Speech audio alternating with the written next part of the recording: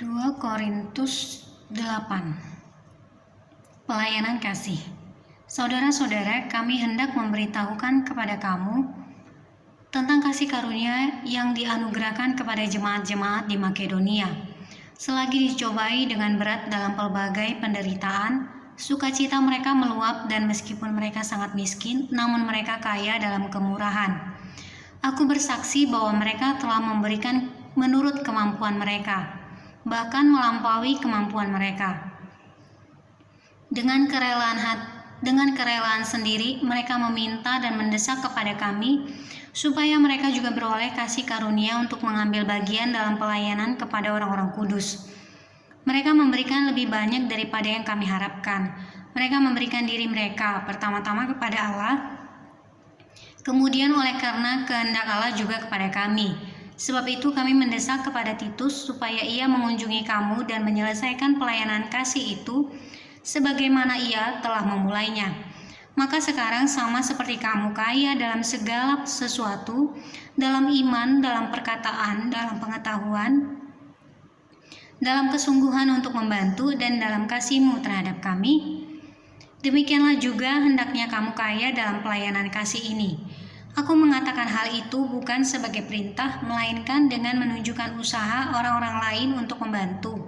Aku mau menguji keikhlasan kasih kamu, karena kamu telah mengenal kasih karunia Tuhan kita Yesus Kristus, bahwa Ia yang oleh karena kamu menjadi miskin, sekalipun Ia kaya, supaya kamu menjadi kaya oleh karena kemiskinannya.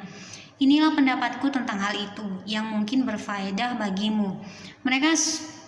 Memang sudah sejak tahun yang lalu kamu mulai melaksanakannya dan mengambil keputusan untuk menyelesaikannya juga. Maka sekarang selesaikan jugalah pelaksanaannya itu.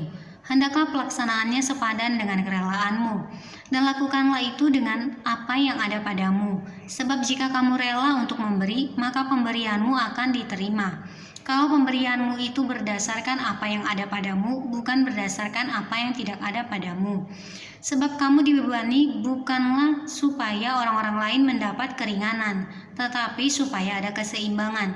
Maka hendaklah sekarang ini kelebihan kamu mencukupkan kekurangan mereka, agar kelebihan mereka kemudian mencukupkan kekurangan kamu, supaya ada keseimbangan. Seperti ada tertulis, orang yang mengumpulkan banyak tidak kelebihan, dan orang yang mengumpulkan sedikit tidak kekurangan.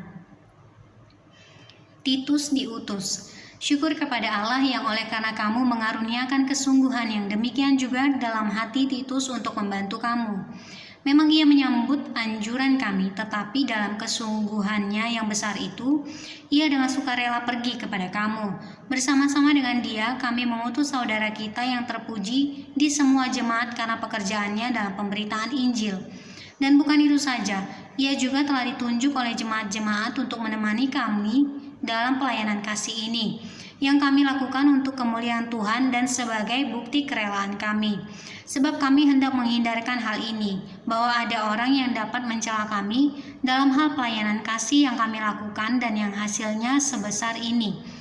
Karena kami memikirkan yang baik, bukan hanya di hadapan Tuhan, tetapi juga di hadapan manusia. Bersama-sama dengan mereka, kami utus seorang lain lagi, yakni saudara kita, yang telah beberapa kali kami uji dan ternyata selalu berusaha untuk membantu. Dan sekarang ia makin berusaha karena besarnya kepercayaannya kepada kamu. Titus adalah temanku yang bekerja bersama-sama dengan aku untuk kamu. Saudara-saudara, kami yang lain itu adalah utusan jemaat-jemaat dan suatu kemuliaan bagi Kristus. Karena itu tunjukkanlah kepada mereka di hadapan jemaat-jemaat bukti kasihmu dan bukti kemegahanku atas kamu.